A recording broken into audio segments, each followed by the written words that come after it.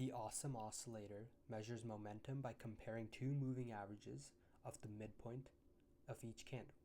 It shows momentum shifts more clearly than most oscillators, and here's how to use it. First, open any chart and press the / key. Type in Awesome Oscillator and then click it. A histogram will appear below your chart.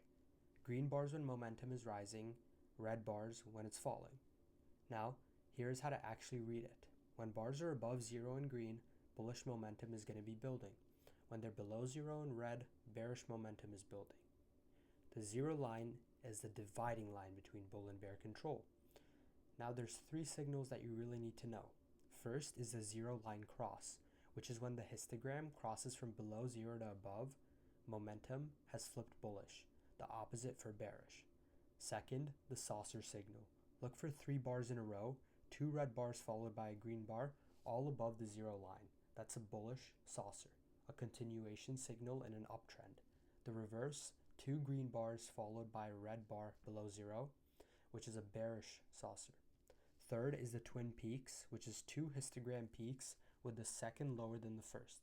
While price makes a higher high, that's bearish divergence. The trend is just losing steam.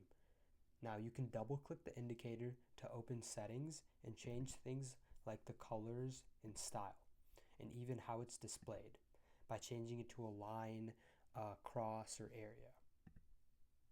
The Awesome Oscillator works best on trending charts. In a tight sideways market, the histogram chops around the 0 line and signals are very unreliable, so make sure that you use it on charts that are clearly moving in a direction. Have a great day, guys.